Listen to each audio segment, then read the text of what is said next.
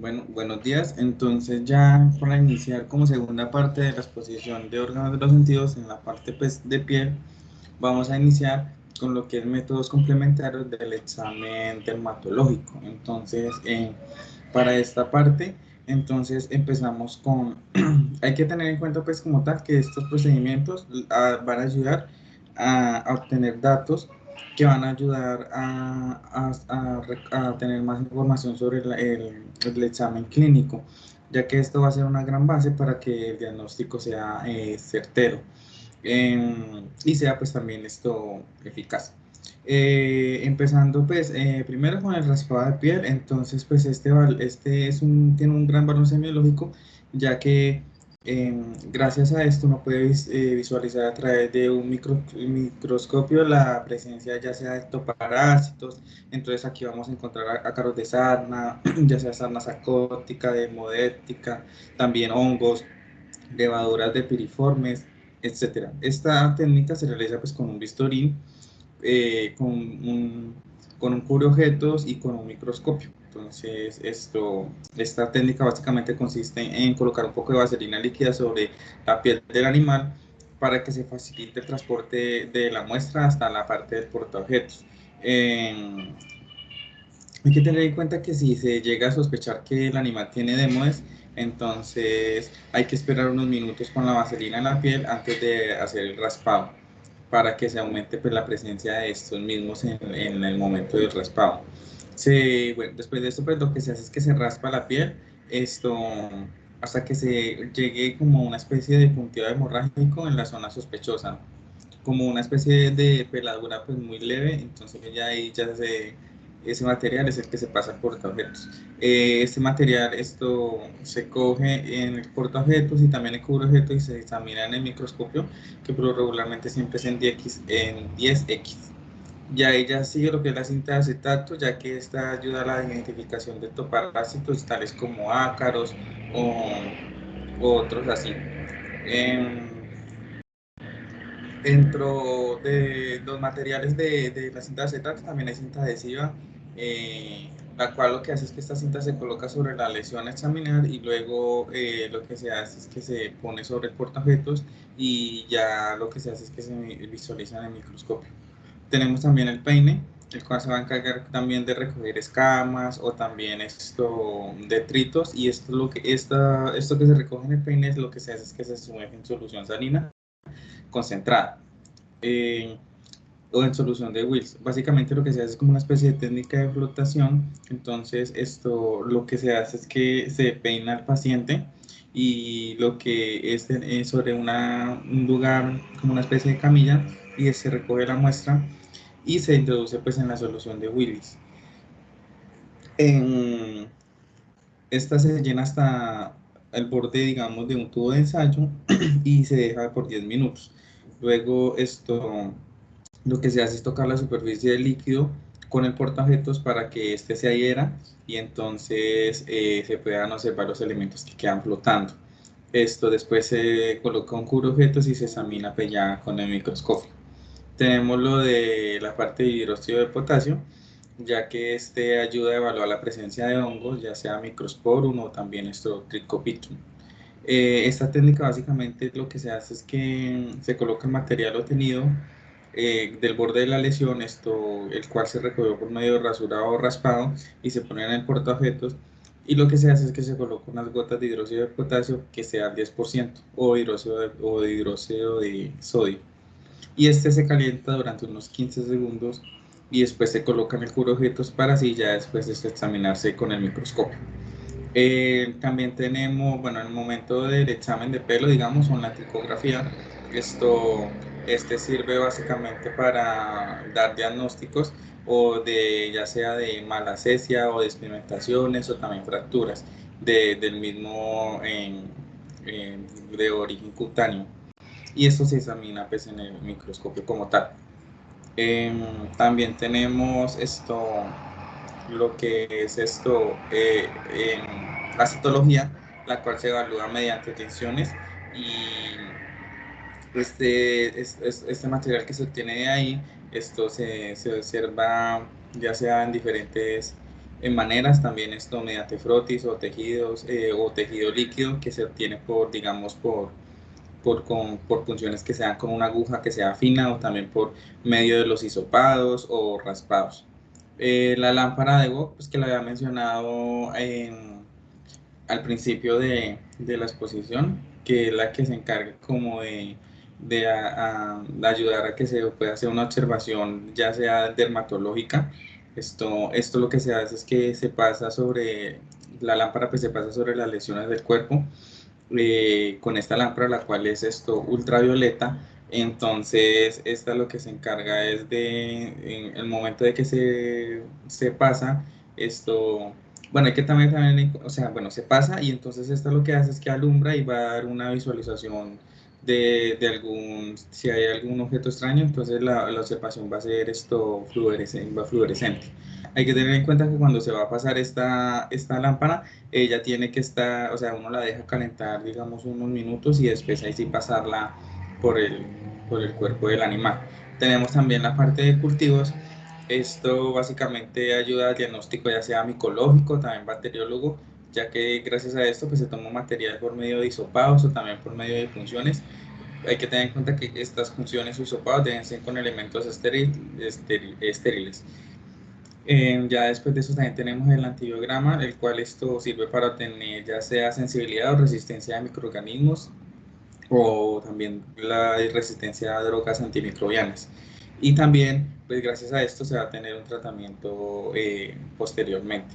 Eh, ya después de esto tenemos lo que es la biopsia de piel, ya que esta es una de las más pues, utilizadas y de gran utilidad, ya que con esta puede uno dar un diagnóstico más preciso. Para tomar esto para extraer esta muestra se toma con un bisturí o también con un sacabocados de biopsia. Entonces, lo que se hace es que se hace una lesión y esta entonces después se lleva al laboratorio. Esta lo que hace es que uno puede con esta uno ya puede dar diagnósticos diferenciales o digamos dar el diagnóstico certero. En esta toma de muestra se debe tener en cuenta básicamente, o sea, se recomienda que se tenga en cuenta como un método diagnóstico debido a su precisión. También tenemos lo que es la ecografía. La ecografía se utiliza básicamente cuando la lesión, cualquier tipo de lesión cutánea sea mayor a 5 milímetros. Estas ya se considera que sea evaluada por ecografía.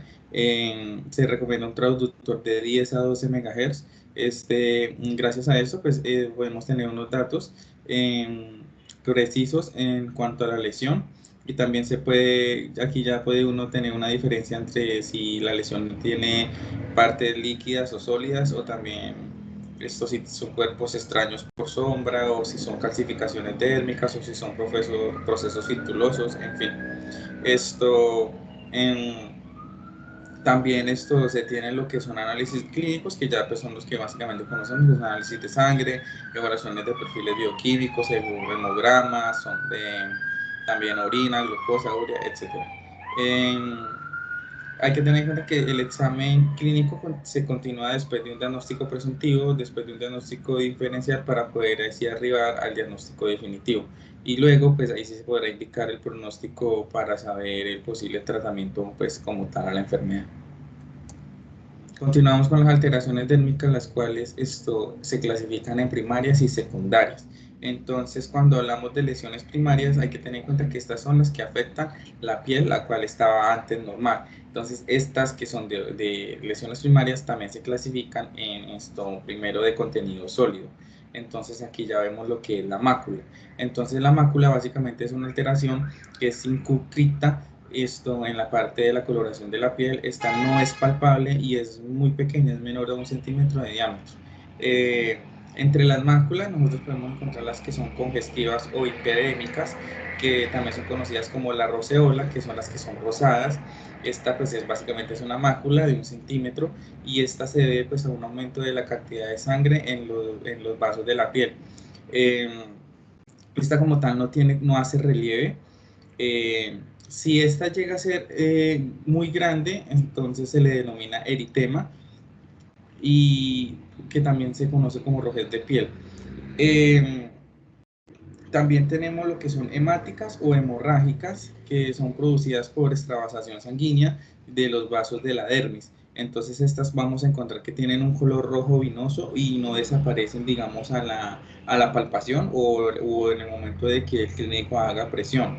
Estas tienen son tipo puntiforme del tamaño, digamos, son igual de grandes que la cabeza de un alfiler. Eh, También estas se denominan petequias, porque, o sea, se denominan petequias cuando son puntilladas o filosas. Eh, si son, digamos, como en forma de extensión, esto entonces, digamos, como una especie de placa roja, entonces se denomina esquimosis. Y si tiene, digamos, una forma lineal, se le denomina viviciasis. Estas son más como tal másculas hemorrágicas en forma lineal. Entonces, pasando a esta, tenemos lo que son las manchas. Entonces, las manchas son básicamente unas máculas de color ya sea distinto al rojo que pues, se conoce. Estas por lo regular ya son mayores a 1 centímetro de diámetro y tienen origen pigmentario. Entonces, estas por lo regular en la mayoría de los casos pues no son patológicas, pero si esto tiene valor al diagnóstico, si aparece pues anormalmente.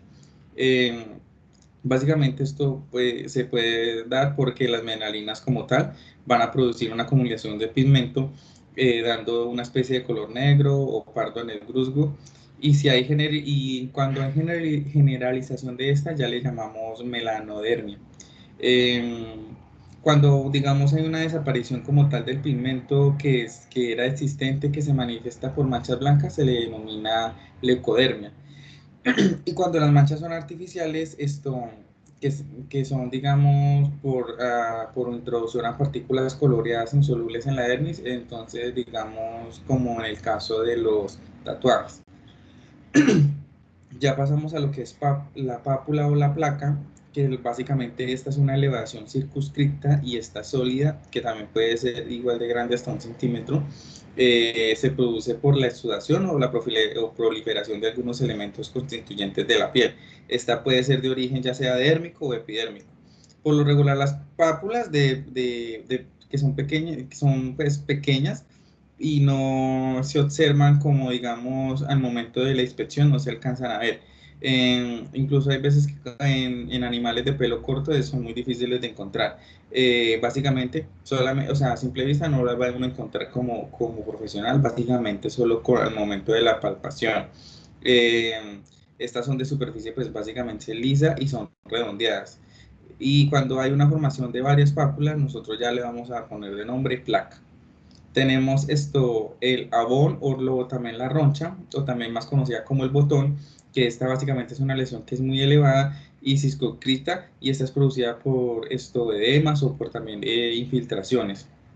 Esta por lo regular aparece o pues desaparece en corto plazo. Esta es de origen epidémico y también se acompaña de prurito. Esta pues básicamente se da por reacciones ya sean alérgicas o también cuando hay picaduras de insectos. Tenemos lo que es el nódulo, que básicamente es un engrosamiento cutáneo que es muy duro y profuso. Se ubica básicamente en la hipodermis y tiene un tamaño que se puede asemejar a una avellana.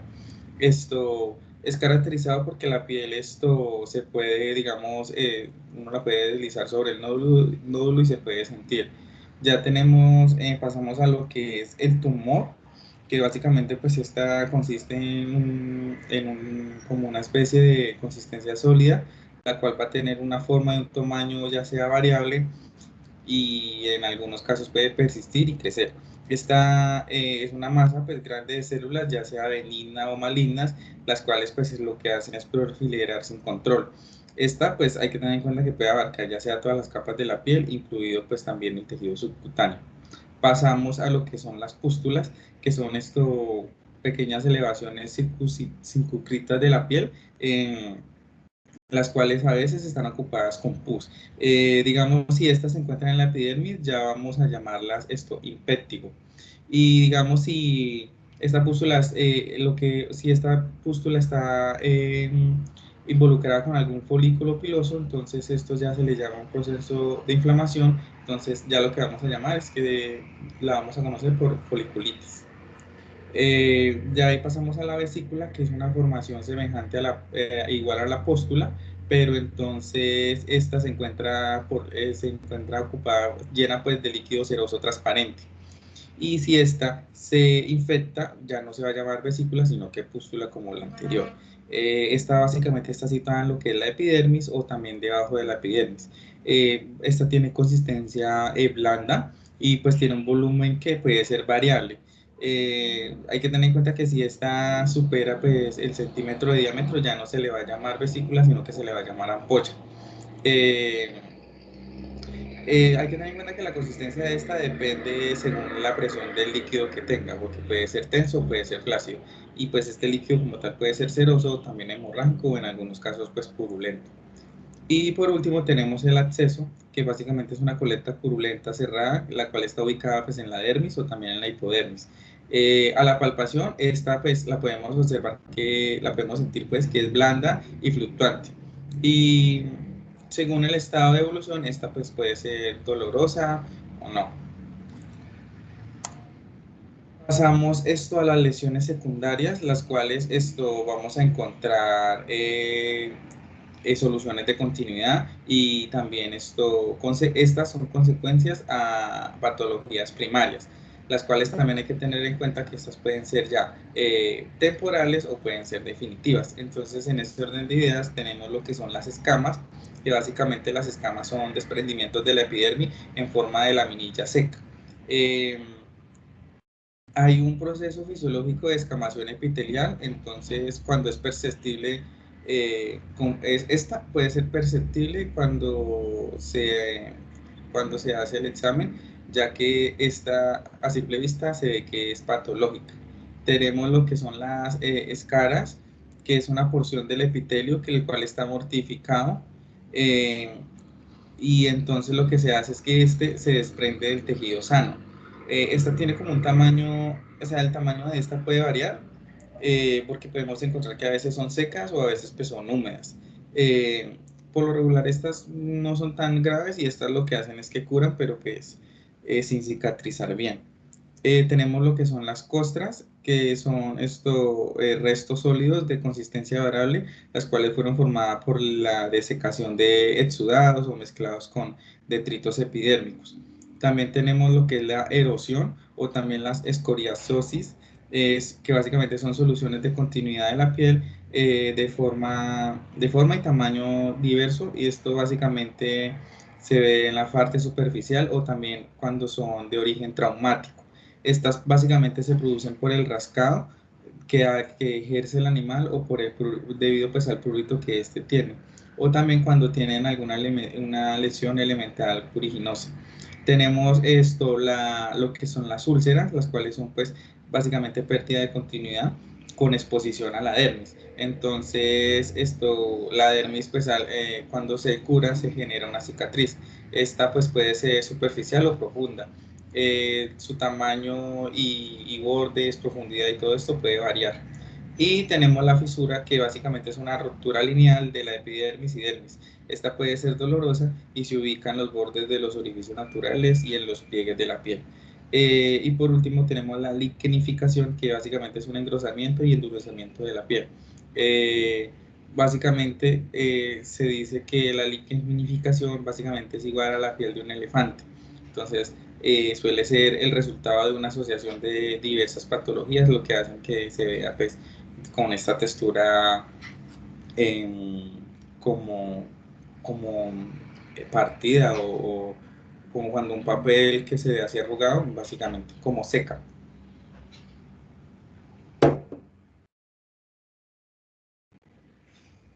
Pasamos esto a la parte también la conocida como callo, que es como una de las más comunes, que básicamente es una placa engrosada y pequeratosa, la cual también es alopécica, la cual se desarrolla generalmente en prominencias óseas.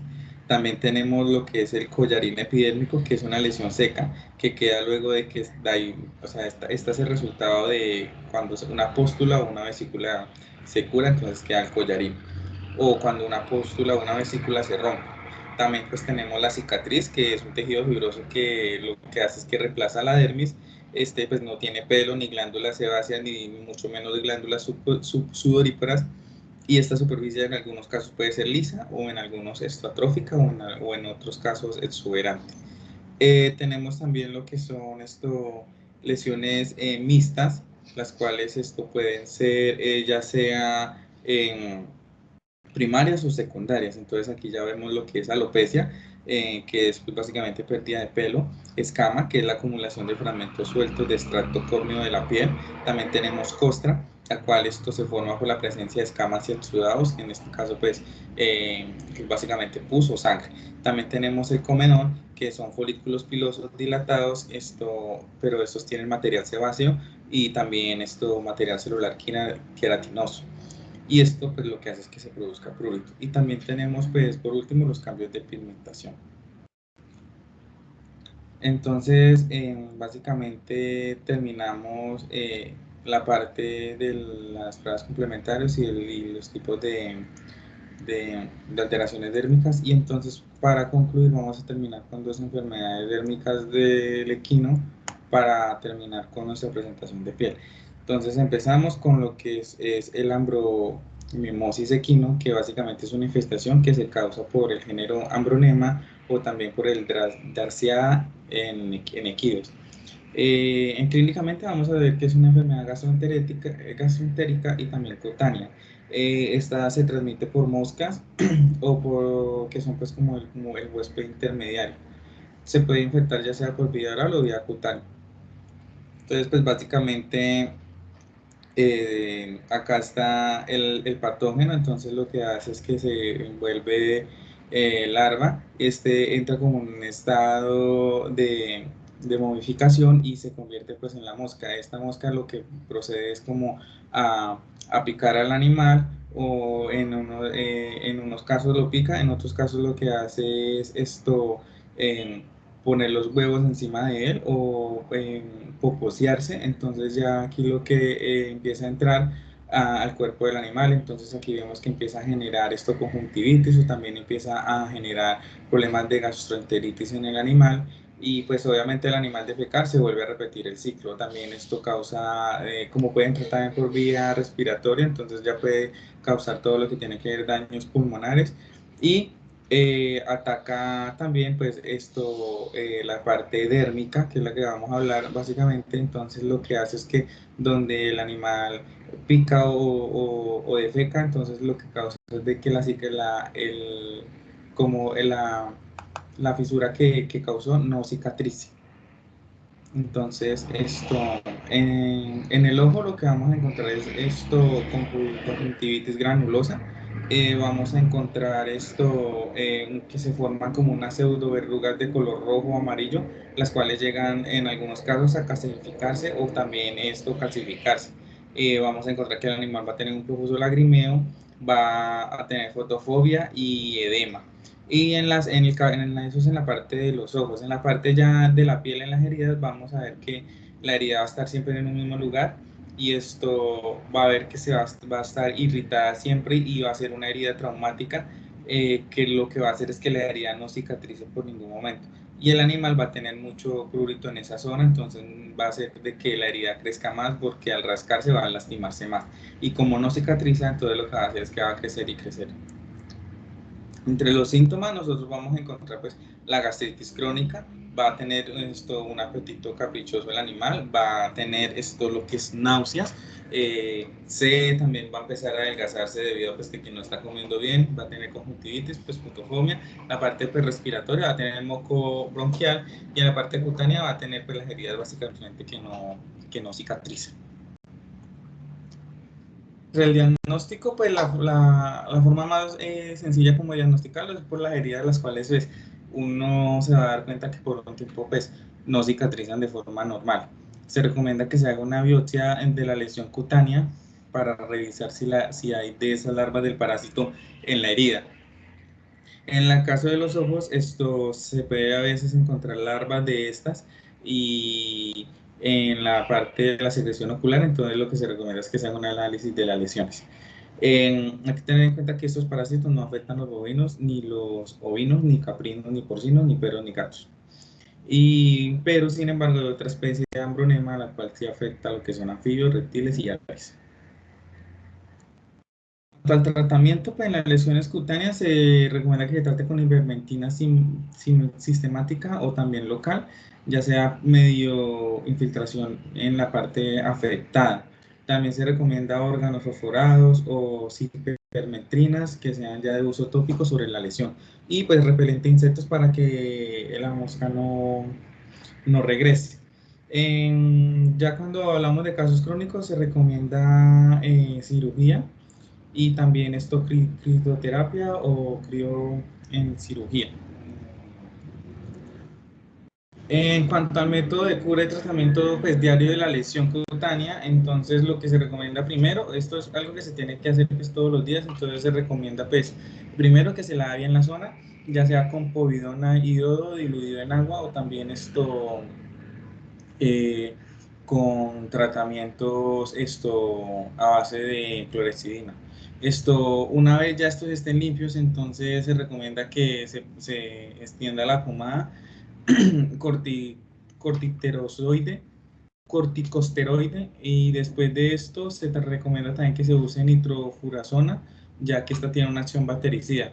Y después pues agregar estos medicamentos se recomienda que se utilice terramicina, pero entonces en spray como para sellar. En casos que son severos, se recomienda que este tratamiento se acompañe con tratamientos sistémicos, ya para que así se pueda prevenir y eliminar infecciones secundarias.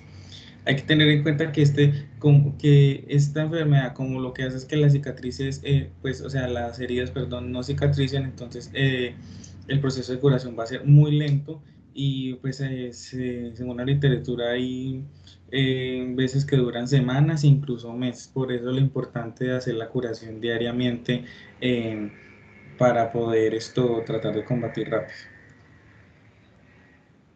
Pasamos a lo que son las bursitis equinas, que básicamente la bursitis es la inflamación de las bursas, y las bursas son estructuras en forma de fondo de saco, las cuales están constituidas pues, por tejido conectivo y tienen una membrana interna que son muy similares pues, como a las bolsas sinoviales. Eh, Esta tiene una función básicamente de recubrimiento, digamos, de protección. Estas se distribuyen en el organismo como estructuras responsables porque estas son las que se encargan de amortiguar o, digamos, de minimizar el roce o la fricción que se da en los tendones o en las articulaciones. Entonces, nosotros vamos a encontrar bolsas subcutáneas, subligamentosas, y estas bolsas lo que ayudan es que amortiguan el líquido sinovial que se produce, eh, ya que este líquido tiene el mismo aspecto y digamos, composición que la sinovia articular. Entonces, pero la diferencia es que este es un poco más viscoso, ya que este tiene una alta concentración de mucina. En cuanto a la clasificación, esta se clasifica en bursitis superficiales y bursitis profundas. Entonces, en, en algunos anatomistas dicen que o sea, en algunos casos han encontrado 70 bursas en el organismo del animal. Entonces, hay que tener en cuenta que en la parte de las superficies, vamos a encontrar que se encuentran adyacentes y son en diferentes articulaciones. Esto hay que tener en cuenta que ellas están en localizaciones subcutáneas y si están inflamadas, la alteración de esta se va pues, a observar a simple vista en la morfología como tal del animal. En esas bolsas uno las encuentra en la superficie dorsal del carpo, perdón, en la superficie dorsal del menudillo, sobre el calcáneo, en la punta del corvejón, sobre el olecración, en, en el codo y también en la parte de recubrimiento de la apófisis espinosa, las cuales también vamos a encontrar burfas profusas o también estas se encuentran recubriendo también otras zonas o estructuras, como digamos en la bolsa podotoclear, que lo que hace es esta es la que acolcha o amortigua el roce del tendón flexor profuso a su paso por la superficie flexora del hueso. Entonces, esto en las bursitis superficiales, entonces vamos a ver que estas bolsas pueden sufrir inflamación aguda debido a dos tipos de mecanismos, que sea ya un traumatismo agudo o por persistencia de un microtraumatismo repetido como tal. Eh, digamos como una especie de ejemplo podemos mencionar que uno puede encontrar bursitis precárpica después, digamos, de una contusión contra un obstáculo que tuvo el animal, que fue pues de forma aguda. Este microtrauma repetido, esto lo que va a hacer es que puede eh, amplificar la cordillera o la bursitis olecránica. Entonces lo que hace es que el roce que se dio o el roce que se da con el casco y la herradura, entonces contra el codo, entonces lo que va a hacer es que, digamos, este roce que se da, y es el que se genera por la postura que tiene el animal, entonces va a hacer que el animal más adelante desarrolle una inflamación mencionada, que va a ser pues básicamente en la bolsa que se ha dicho anteriormente. Básicamente, pues en todas las fases vamos a ver pues, que estas bolsas lo que van a hacer es que van a acumular inflamación y se va a acumular líquido sinovial.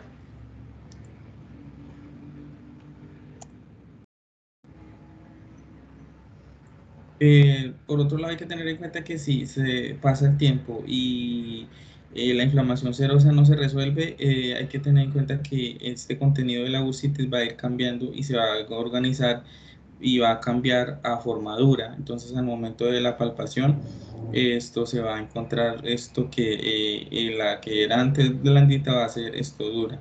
Hay que tener en cuenta que a veces el contenido de esta es sanguinolento y podemos ya hablar entonces de una bursitis hemorrágica.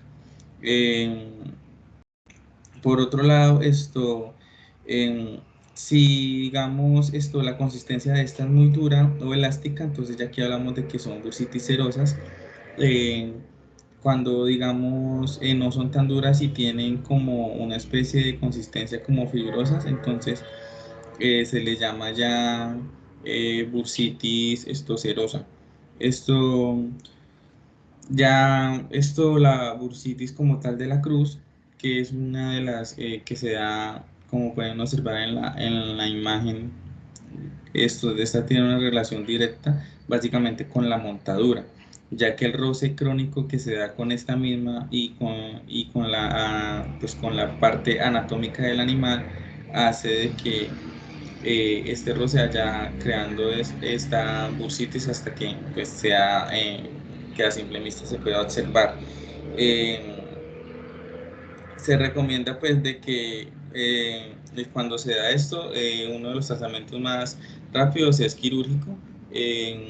La verdad, después de la cirugía es solo un tiempo de que el animal descanse y no hay forma o sea, no representa un riesgo de la vida del paciente. Se recomienda pues, o sea, que básicamente al momento de poner esto en la silla se recomienda que sea acolchado para que no pase esto. Tenemos la bursitis precárpica, que esta se produce por traumatismos que ya son únicos. Entonces, digamos, cuando, pues, no sé, el caballo se cae durante un trabajo que está haciendo o cuando se tropezó con algún obstáculo que mientras estaba saltando. También esta pues se manifiesta como una inflamación en la parte, o bueno, o sea, una inflamación o también carpitis como se le llama, y después se le define como bursitis. Eh, hay que tener en cuenta que hay que diferenciar porque se tiende a confundirse de que la bursitis precárpica se confunde con la artrosis del carpo o también la sinovitis del extensor carporradial. Básicamente la bursitis precárpica tiene un pronóstico pues, más favorable que las otras y lo que se recomienda es que el animal tenga reposo y un vendaje comprensivo va a ayudar pues a que el animal pueda salir rápido de él. de esa bursitis. Tenemos la bursitis dorsal del menudillo, que puede aparecer tanto en extremidades anteriores como en extremidades posteriores. Esta se puede observar que es una inflamación en la superficie dorsal de la articulación y aparentemente se ve normal, pero entonces al momento del palpar se va a observar que tiene un bursitis. Se origina también por traumatismos. Básicamente este se da casi siempre cuando el animal se golpea con las puertas del box o también cuando tiene caídas contra algún mecanismo que tenga cerca. Este tratamiento básicamente es muy igual al de la bursitis precárpica, no cambia mucho. También se recomienda en el caso de la bursitis precárpica y la bursitis dorsal de menudillo que se haga un drenaje mediante una punción de líquido acumulado, como podemos observar en la imagen. Entonces, estas dos bursitis tienen esa ventaja que se puede hacer esta técnica con facilidad.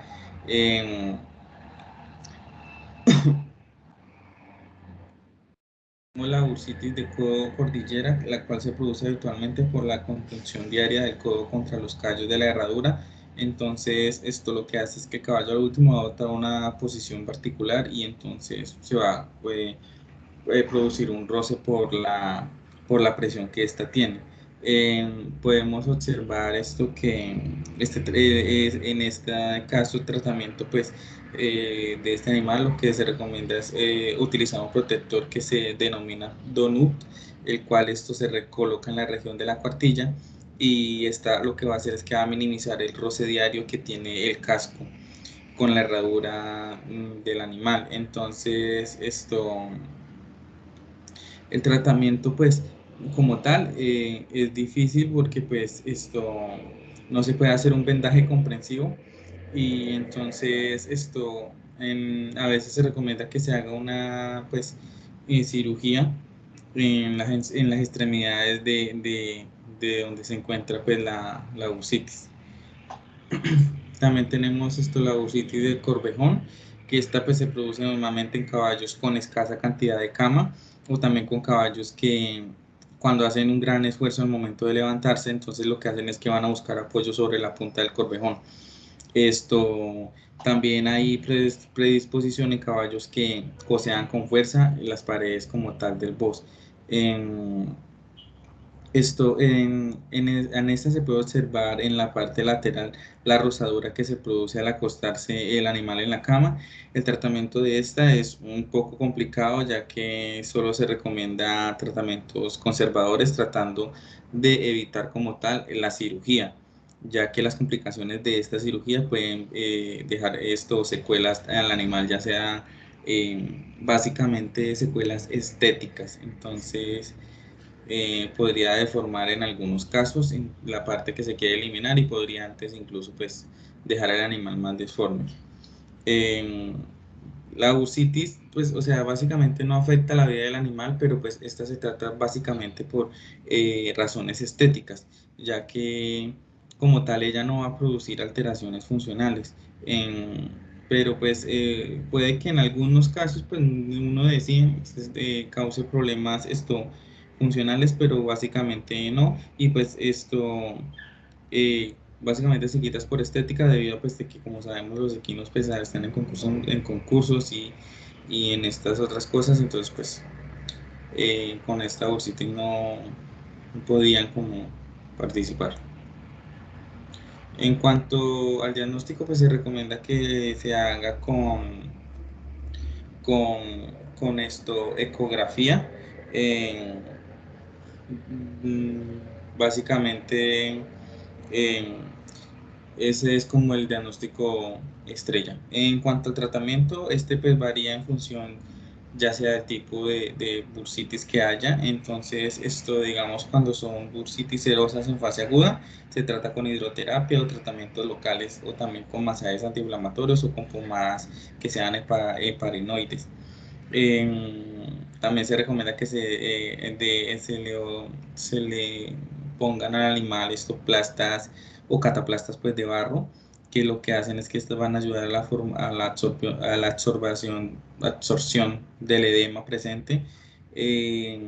Si la bursitis, digamos, es esto aguda, entonces esto que tiene una consistencia pues muy líquida y muy difícil, entonces se recomienda tratamiento tópico y eh, a veces se recomienda pues como tal esto del drenaje y pues básicamente. Y entonces, y pues básicamente casi todas las bursitis lo que se recomienda es de que el animal tenga reposo, que es como una de las cosas más importantes debido a pues, de que esto se causa es por traumatismos. Entonces, pues si el animal tiene reposo, pues va como por lo menos a evitar esto, el roce y que la bursitis siga creciendo como tal.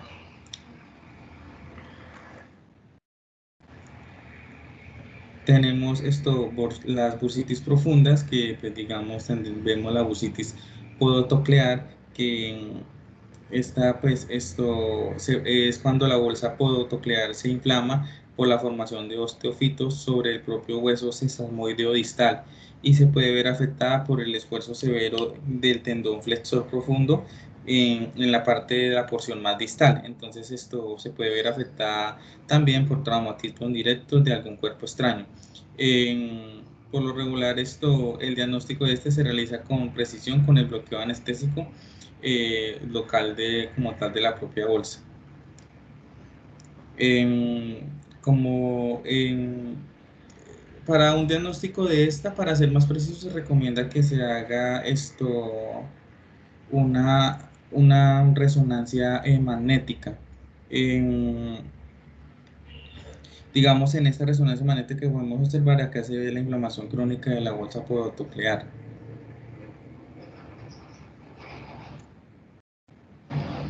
También podemos observar en esta otra imagen el acúmulo purulento en la bolsa bicipital y entonces se recomienda también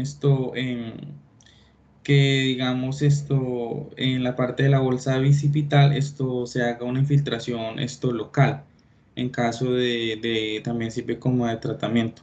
También como ayuda diagnóstica se recomienda la termografía, que en estos casos puede ayudar. Digamos, esta es una termografía de región de la parte de la escápula y es focalizada en la región correspondiente a lo que vemos como la bolsa bicipital. Y también tenemos lo que son eh, la, esta es la bursitis trocantérica. Esta se produce cuando, digamos, hay una inflamación en la bolsa que recubre el trocante mayor del fémur. Eh, Esta bolsa se encuentra básicamente entre el tendón de la cabeza accesoria del glúteo medio y el trocante mayor del fémur. Entonces, como podemos observar en la imagen, esto es como una especie de una maniobra de exploración de la región del tercer trocante del fémur para poder ver. Estas lesiones por lo regular no afectan de forma primaria, sino que estas también pueden estar afectando como tal el tendón del glúteo, eh, del músculo, o también esta puede producir, bueno, hay que tener en cuenta que casi todas se producen por traumatismo, entonces, ya sea, pero entonces esta ya puede ser por traumatismo directo o también como una secuela de apoyo que se dio por continuos viajes que el animal haya tenido, o también se puede generar de forma secundaria por alguna patología crónica en la parte ya del tarso de la babilla, la cual lo que termina es afectando a la movilidad de la musculatura glútea. En tratamiento para esta básicamente se recomienda antiinflamatorios o también inyecciones a nivel local con esteroides, las cuales pueden ayudar. Y pues también básicamente lo que se ha hecho siempre, semanas de descanso como tal del animal. Eh, También se recomienda pues eh, imágenes diagnósticas, digamos como en esta imagen ecográfica que se puede ver la región trocontérica. Entonces pues con estas uno puede dar como diagnósticos. Hay que tener en cuenta pues que las bursitis son pues afecciones básicamente musculoesqueléticas que son pues muy de frecuente aparición. y pues estas son de fácil diagnóstico. Entonces, y pues son de más fácil diagnóstico si estas son si son superficiales. Em, Son difíciles en cuanto a tratar, porque pues como podemos observar, pues un animal no se queda quieto, menos un equino, entonces a veces son difíciles de tratar con éxito. Entonces, por lo regular, siempre el pronóstico de este tipo de patología va a ser reservado. Como lo he dicho anteriormente, los únicos problemas que se pueden observar en la mayoría de los casos son problemas estéticos, y en algunos casos muy pequeños pueden representar una limitación funcional muy grave para pues, el animal como tal que la padezca. Eh, Hasta acá termina pues la exposición de la parte de piel. Entonces pues el próximo video que sigue vendría siendo el de audición, y posteriormente después terminaremos con el video pues, de la parte de visión del animal. Muchas gracias por su atención. Hasta luego.